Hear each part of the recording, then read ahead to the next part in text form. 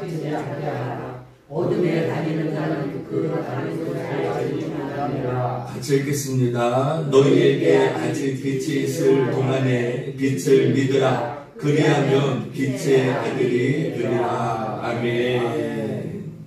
우리 오늘 하나님의 말씀 요한복음 12장 12절부터 36절까지 말씀을 가지고 인자가 영광을 얻을 때가 왔도다 라는 제목으로 잠시 주의 말씀을 증거하도록 하겠습니다.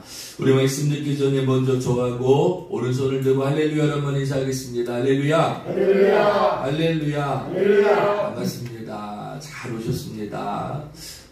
여러분 오늘 종료 주일이며 또 오늘이 고난 주간의 시작입니다. 여러분 이 사순절의 마지막 한 주가 남아있고 또 이번 한 주간을 주님께서 당하신 고난을 묵상하며 우리가 이 한 주를 믿음으로 보낼 수 있어야 될 줄로 믿습니다. 그래야 할 때에 우리에게 다가오는 예수님의 부활의 사건이 그냥 문자적으로만 다가오는 사건이 아니라 예수님의 그 부활의 놀라운 은혜가 오늘 이 땅과 교회와 우리의 가정과 내 삶에도 주님의 부활의 영광이 함께할 수 있기를 주님의 이름으로 간절히 축원드리겠습니다. 예수님은 스가랴서 9장 9절의 예언에 따라 시온에 따라 크게 기뻐할지어다 예루살렘에 따라 즐거이 부를지어다 보라 내 왕이 내게 임하시나니 그는 공의로우시며 구원을 베푸시며 겸손하여서 나귀를 타시나니 나귀의 작은 것 곧 나귀 새끼니라 라는 이 520년 전의 예언에 따라서 주님은 이 땅에 왕으로 임하셔야 될 것에 대해서 알고 계셨습니다. 그리고 그 예언은 예수님은 공의로우신 분이시며 그 예수님은 우리에게 구원을 베푸시며 겸손하여서 나귀의 작은 것, 나귀의 새끼를 타고 너희에게 오실 것을 아셨기 때문에 예수님은 종려나무가지를 흔들며 호산나 찬송하리로다 주의 이름으로 오시는 이 곧 이스라엘의 왕이시여 라는 저들의 환대를 마다하지 아니하시고 이제는 그 환대를 기뻐 받으시며 예루살렘으로 입성하는 모습을 볼 수 있습니다. 자, 그런데 여기서 좀 아이러니한 것은요. 그동안 3년 동안 예수님을 꾸준히 따라다니면서 우리가 성경에도 보았지만 예수님이 무엇을 하실 때마다 어떠한 말씀을 할 때마다 시험하려고 예수님을 비난하려고 예수님을 조롱하였던 자들이 있습니다. 바로 바리새인들이죠.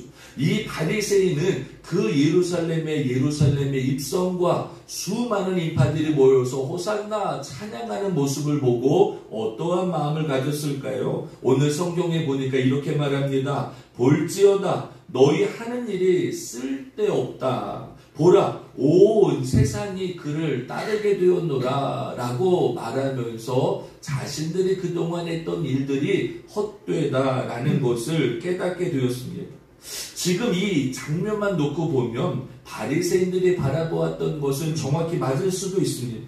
수많은 사람들이 예수님을 쫓아왔습니다. 그 중에는 전날 있었던 죽었던 나사로를 살리시는 예수님의 모습을 바라보니까 정말 이분은 하나님의 아들이시고 메시아이시구나 라는 생각이 들어 예수님을 따랐던 사람들도 그 중에 많이 있었고 3년이나 되는 공생애 동안에 수많은 자리에서 수많은 사람들에게 복음을 전하였는데 오늘 6월절이 되어서 그 많은 지역에 있던 사람들이 예수님을 만나기 위해 예루살렘을 찾았기 때문에 그 예루살렘에서는 예수님을 환대하고 찬양하는 사람들이 많이 있었다는 거죠. 여러분 저들의 외침은 단순하지 않았습니다. 마치 지금 당장 예수님이 예루살렘 성에 입성하신 그 사건 그리고 우리가 알고 있었던 그 예언에 따라서 주님이 어린 나귀를 타고 들어오시는 모습을 바라보면서 저들은 꿈을 꾸었을지도 모르겠습니다. 야 이제 우리가 해방되는구나. 야 이제 우리가 다시 우리의 고향을 찾을 수 있는구나. 우리의 삶을 회복할 수 있겠다라는 생각으로 주님을 찬양하며 주님께 영광을 돌렸다라는 거죠. 그리고 한편에서 또 다른 권력자들은 그 예수님의 모습을 바라보며 자신들이 그동안 해왔던 모든 시험과 모든 노력들이 수포로 돌아가는 것을 바라보고 한탄하는 모습 또한 그 자리에 나타나게 되었다는 겁니다. 한바탕 그 소동이 지나갔습니다. 예수님은 마치 전쟁에서 승리하고 돌아온 개선 장군 같은 큰 환대를 받았고, 이제 유월절 절기를 지키기 위해 예루살렘에 모여 있었던 수많은 사람들의 주목을 한 몸에 받게 되었다는 겁니다. 자, 여러분, 오늘 여기까지 우리가 말씀을 듣고 한번 생각해 보겠습니다.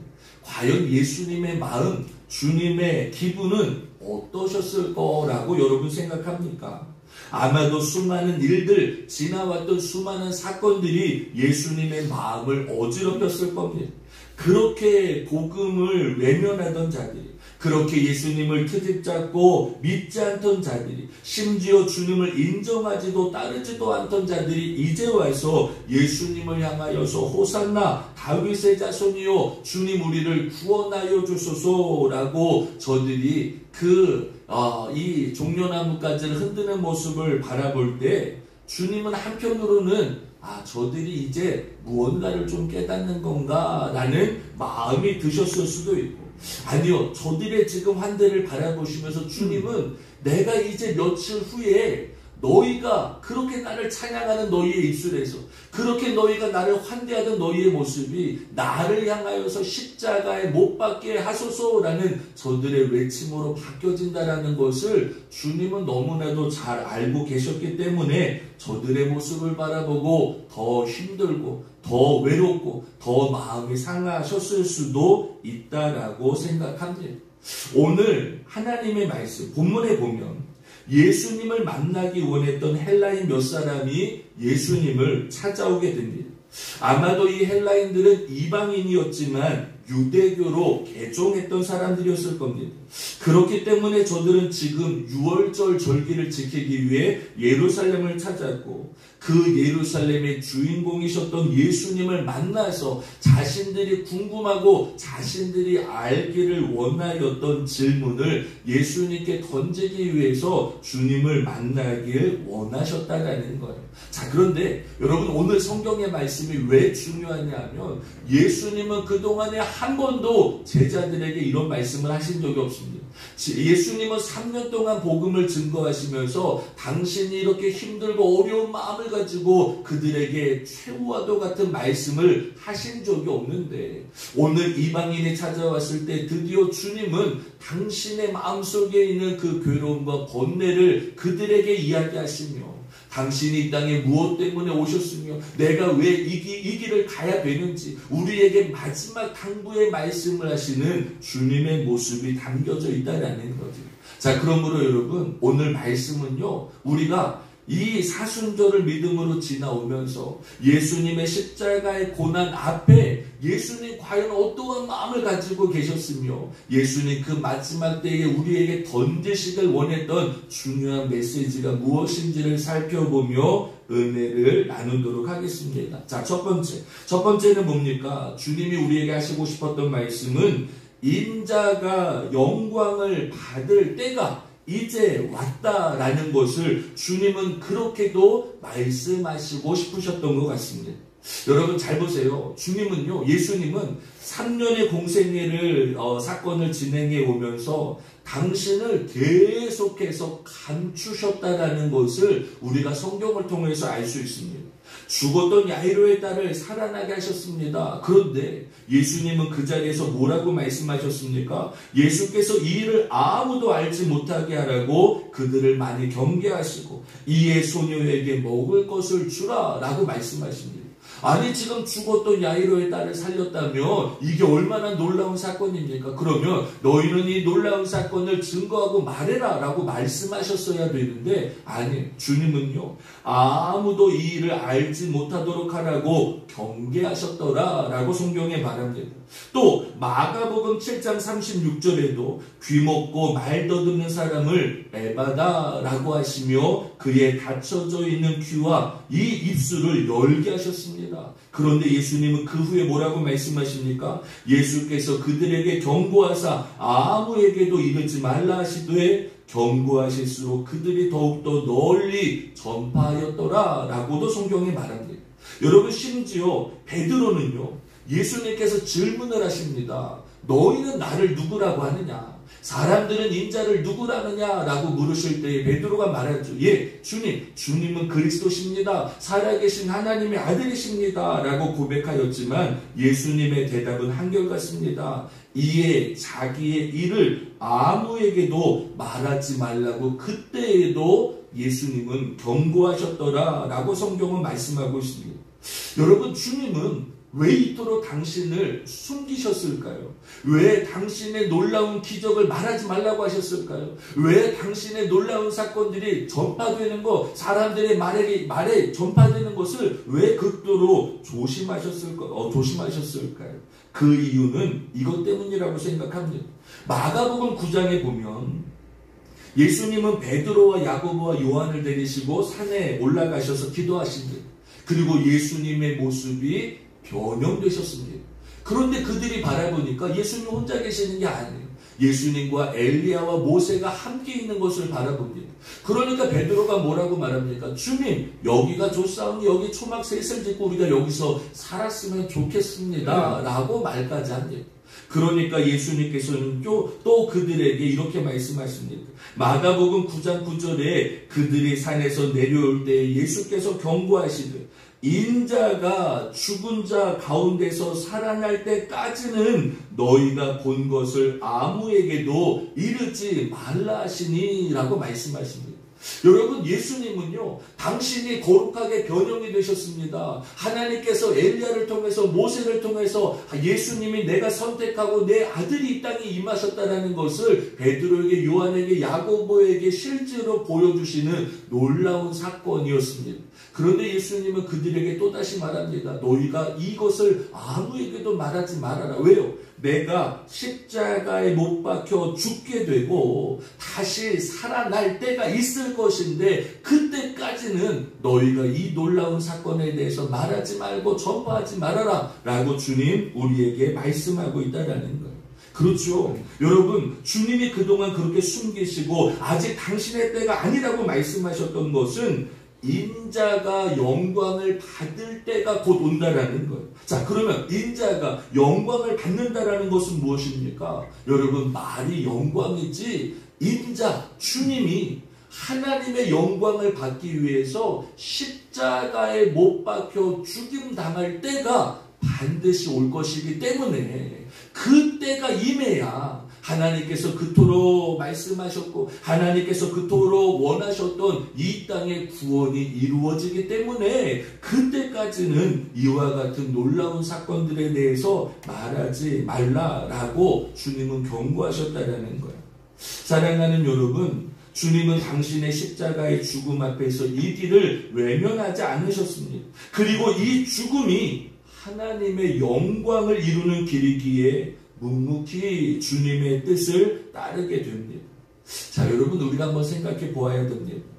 여러분, 우리는 지금 주님의 십자가의 길을 따라가고 있습니다.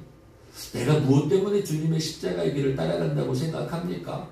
여러분, 누구도 고난받는 길을 좋아하는 사람 없어요. 누구도 험난한 길을 가고 싶어하는 사람 없어요. 여러분, 예수님께서 십자가를 짊어지시고 골고다 언덕을 오르실 때에 여러분 어떤 일이 있었습니까? 예수님이 그 무거운 십자가를 짊어지시고 언덕에 오르실 때 계속 넘어집니다. 왜냐하면 그 십자가의 그 형틀이 너무 무거운 거죠. 그리고 예수님은 이미 수많은 채찍질과 매맞음을 당하셨기 때문에 계속해서 온몸에 피가 흐르셨습니다. 그러니까 정상적인 사람도 그 십자가의 형틀을 지고 언덕을 올라가기가 어려운 거죠.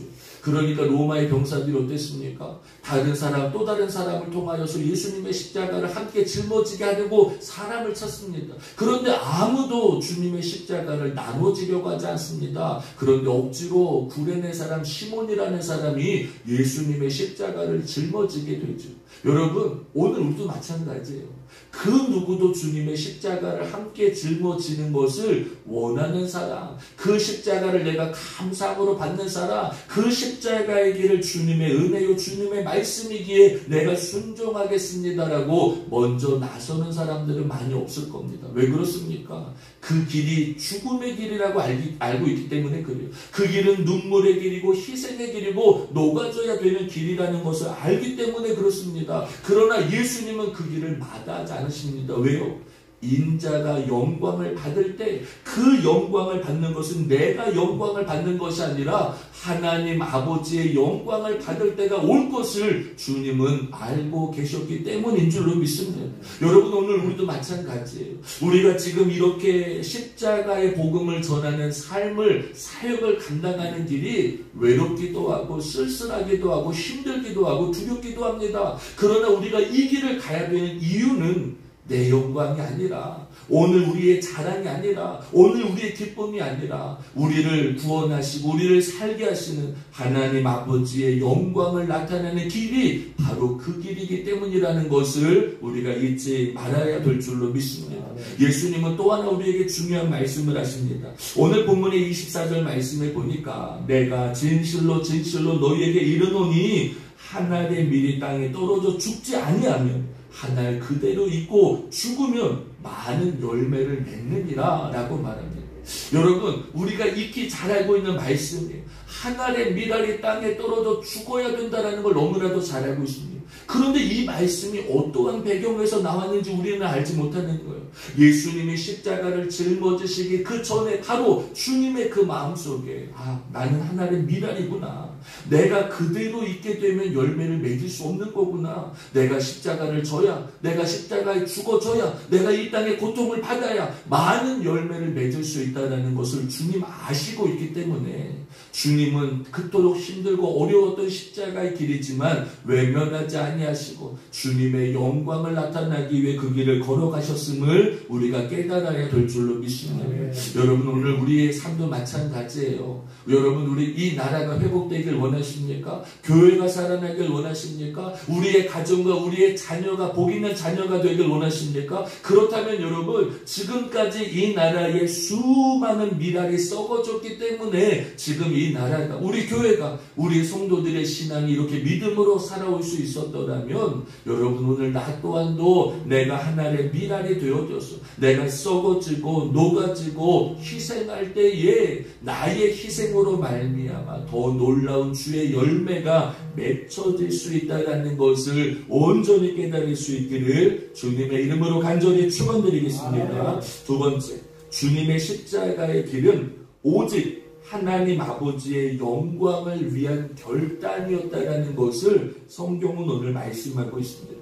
여러분, 제가 요한복음을 묵상하다 보니까요, 예수님의 12 제자 중에 여러분, 우리가 잘 알고 있는 것처럼 예수님의 사랑을 가장 많이 받았던 제자가 누구라고 알고 있습니까? 바로 사도 요한이라고 알고 있죠. 여러분, 주님의 사랑을 제일 많이 받았다라는 것은 다르게 말하면 그 12 제자 중에 아마도 이 요한이 그 예수님의 마음을 가장 가까이서 가장 잘 헤아리지 않았을까라는 생각을 갖습니다. 요한복음에 보면 그 중에 중요한 한 장면이 나오는데 어떠한 장면이 있느냐? 나사로가 죽었을 때의 요한은 이 예수님의 말씀을 이렇게 표현하고 있습니다. 우리 친구 나사로가 잠들었도다. 그러나 내가 그를 깨우러 가노라 라고 주님 말씀하신 것을 기억하고 있다라는 거예요.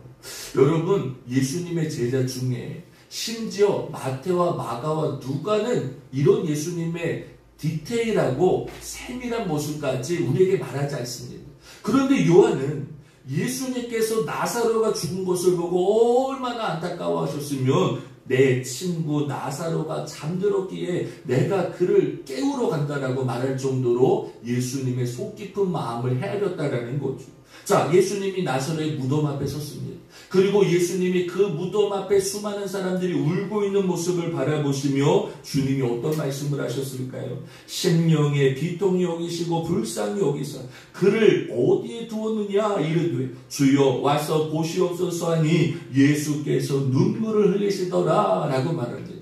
여러분, 어떠한 제자가 눈물을 흘리는 예수님의 말씀을 기록합니까? 여러분, 그 죽어있는 나사로를 바라보시면서 심령이 비통히 여기시고 불쌍하게 여기시는 주님의 인간적인 마음을 누가 표현했습니까? 바로 요한이라는 거죠.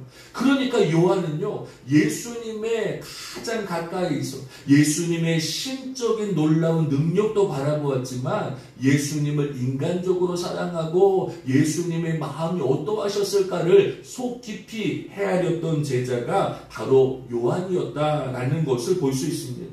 오늘 본문에도 보니까 요한은 예수님께서 그 6월절 예루살렘 성에 입성하셨을 때 그 모습 중에 어떠한 모습을 담고 있냐면, 예수님은 내 마음이 괴로우니 무슨 말을 하리요. 아버지여 나를 구원하여 이 때를 면하게 하여 주옵소서 라는 주님의 고뇌에 찬 기도를 요한은 오늘 우리에게 표현하고 있다는 거예요. 여러분, 사실 요한이 아니었더라면 아마 지금 예수님께서 뭐 때문에 고민하고 계시는지, 예수님이 지금 그 예루살렘에서 어떠한 마음으로 계시고 있는지 우리는 감히 알 수 없었을 거예요. 그런데 요한은 예수님이 당신의 마음이 괴로우니 내가 지금 너희에게 더 이상 무엇을 말하겠느냐, 하나님 아버지여 나를 구원하여 주셔서 지금 이 때를 나에게 면하게 하여 달라고 주님 앞에 기도하는 그 기도의 모습을 우리에게 말하고 있다는 거예요. 여러분, 예수님은 하나님의 아들이십니다. 성경에 보니까 예수님은 하나님과 동등하신 분입니다. 그런데 그 동등하신 하나님이 이 땅에 인간의 몸을 입고 오셨다는 거예요. 여러분, 물론 하나님의 아들이시지만, 하나님과 동등하신 분이시지만 지금 인간의 몸을 입고 있다 보니 그 며칠 후에 있을 십자가의 고난의 사건이 마음속에서 떠나지 않는 거예요.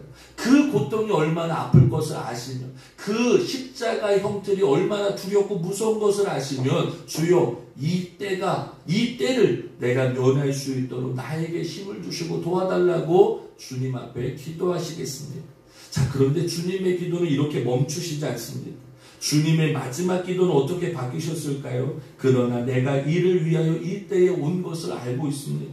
아버지여, 아버지의 이름을 영광스럽게 하옵소서라고 주님 앞에 기도하고 있다는 거예요.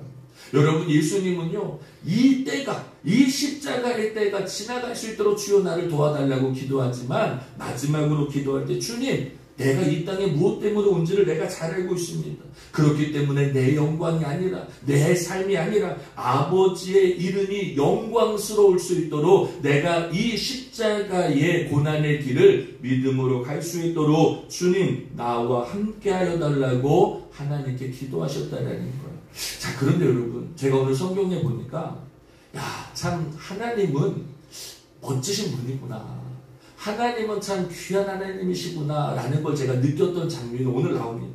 하나님이 이의 기도를 들으십니다. 자, 그리고 하나님 뭐라고 말씀하셨을까요? 오늘 성경에 보니까 이에 하늘에서 소리가 나서 이르되 내가 이미 영광스럽게 하였고 또다시 영광스럽게 하리라 하시니 곁에 서서 들은 무리는 천둥이 울었다고도 하며 또 어떠한 이들은 천사가 그에게 말하였다고도 하니 라고 말합니다. 여러분, 예수님의 그 고난에 찬, 그 고뇌에 찬 기도를 하나님 들으십니다. 그러면서 하나님 예수님에게 뭐라고 말씀하십니까? 야, 예수야, 이미 너가 너의 그 살기 길을 통해서 나에게 영광을 나타냈어. 그리고 너는 또다시 나에게 영광스러움을 나타내기 위해서 십자가의 길을 걸어갈 거야. 자, 그런데 여러분, 이 말씀을 하시는 하나님의 마음을 요한은 이렇게 표현합니다. 곁에 서서 들은 무리는 천둥이 울었다고도 하며, 여러분, 그 엄청난 하나님의 말씀, 그 하나님께서 예수님을 위로하는 그 말씀을 천둥이 울었다고도 하며 또 어떠한 이들은 천사가 그에게 말할 정도로 그 하나님의 말씀은 웅장하였고 위대하였고 그 하나님의 말씀은 사랑스러웠다라는 것을 오늘 우리에게 말씀하고 있다라는 거죠. 자, 여러분, 사순절을 우리가 어떻게 보내야 되는가? 또 이번 다가오는 고난주간을 우리가 어떻게 보내야 되는가? 여러분, 우리는 그냥 단순하게 절기가 되었기 때문에 우리가 사순절을 지나고 고난주간을 보내는 게 아니에요. 여러분, 예수님의 사건은요, 그냥 우리가 생각한 것처럼 에이, 하나님의 아들이시니까 당연히 그의 사명이고 당연히 그의 몫이니까 주님의 십자가를 짊어지신 건 당연한 거지, 그게 아니에요. 예수님께서 그토록 힘들어하시고 어려워하신 마음을 우리가 헤아려야 됩니다. 그리고 당신의 독생자를 그렇게 하실 수밖에 없도록 그에게 허락하시고 그를 인도하실 수밖에 없는 그 하나님의 마음을 우리가 잊지 말아야 된다는 거예요. 그래서 그 마음이 깨달아질 때에 주님의 십자가는 우리에게 또 다른 의미가 됩니다. 여러분, 그동안에 그냥 주님의 십자가를 바라볼 때 당연한 십자가고 우리가 그냥 아무렇지도 않게 여겨왔던 십자가지만 그 십자가의 사건을 감당하시기 위해서 이렇게 하나님과 예수님은 끊임없이 영적으로 싸우셨고 끊임없이 마음으로 번뇌하셨고 끊임없이 내 영광이 아니라 오로지 하나님의 영광만을 위해서 주의 영광을 나타나기 위하신 예수님의 그 발자취를 바라볼 수 있다면 여러분, 그 예수님의 은혜와 사랑이 얼마나 대단하십니까? 그 예수님이 마지막까지 순종하였던 그 순종의 모습이 얼마나 귀감이 되십니까? 여러분, 예수님의 이 순종의 모습을 바라보면서 나의 순종은 어떻습니까? 나는 내 순종만 대단하다고 생각했습니다. 나는 내 믿음만 고결하다고 생각했습니다. 내가 이렇게 주님을 따르는 길만이 나 참 힘들어요, 어려워요, 두려워요, 나 이렇게 생각했습니다. 그런데 오늘 예수님께서 예루살렘 성에 입성하시고 그 수많은 인파들이 모여서 호산나 다윗의 자손이 우리를 구원하여 달라는 그 외침 뒤에는 이러한 처절한 영적인 싸움이 있었다라는 것을 깨닫고 알 수 있다면 여러분, 우리가 경험해야 되는 은혜, 우리가 바라봐야 되는 예수님의 부활이 더욱더 크게 우리에게 다가오게 될 줄로 믿습니다. 자, 마지막으로 예수님의 십자가는 우리를 빛된 자녀로 인도하기 위한 주님의 묵묵한 길이었다는 것을 우리가 잊지 말아야 된다는 거죠. 자, 오늘 본문의 35절에서 36절입니다. 다 같이 한번 읽겠습니다. 시작. 예수께서 이르시되 아직 잠시 동안 빛이 너희 중에 있으니 빛이 있을 동안에 다녀 어두움에 붙잡히지 않게 하라. 어두움에 다니는 자는 그 가는 곳을 알지 못하느니라. 너희에게 아직 빛이 있을 동안에 빛을 믿으라. 그리하면 빛의 아들이 되리라. 아멘.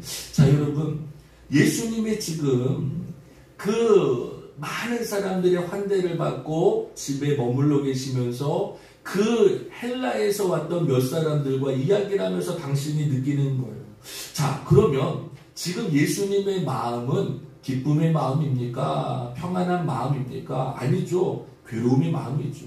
여러분, 힘드셨을 겁니다. 어려우셨을 겁니다. 오로지 당신만을 위해서 집중하기도 바쁜 시간이었을 거라는 거예요. 그런데 여러분, 예수님은 당신의 그 죽음의 십자가의 사건 앞에 또다시 우리를 기억하시고 우리를 바라보시는 예수님의 마음을 바라볼 수 있다는 거죠. 자, 오늘 성경에도 보니까 이렇게 말씀하십니다. 지금 예수님께서 이 놀라운 기도를 하시고 하늘에서 천둥 소리 같은 주님의 소리가 들리게 되고 천사들이 말하는 것처럼 놀라운 이야기를 그 주변에 있는 사람들이 듣게 됩니다. 그러니까 예수님이 이렇게 말씀하십니다. 예수께서 대답하여 이르시되 이 소리가 난 것은 나를 위한 것이 아니라 너희를 위한 것이니라 라고 말씀합니다.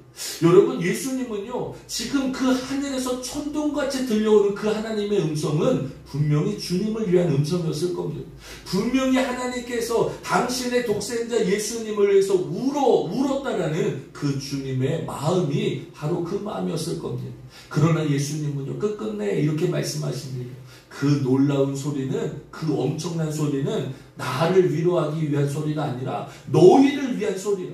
나는 이미 알고 있기 때문에 너희에게 하나님의 뜻을 깨닫게 하고 너희에게 믿음을 더하게 하고 너희에게 마지막까지 흔들리지 말라는 하나님의 강력한 음성을 너희에게 보여주시기 위한 하나님의 사랑의 소리라 라고 주님은 말씀하시고 있다는 거예요. 자, 그러면서 주님이 마지막 우리에게 당부하십니다. 뭐라고 당부하십니까? 참 여러분, 어려운 말씀인데요. 예수님께서 이렇게 말씀하십니다. 아직 아직 잠시 동안 빛이 너희 중에 있으니. 이게 무슨 말이에요?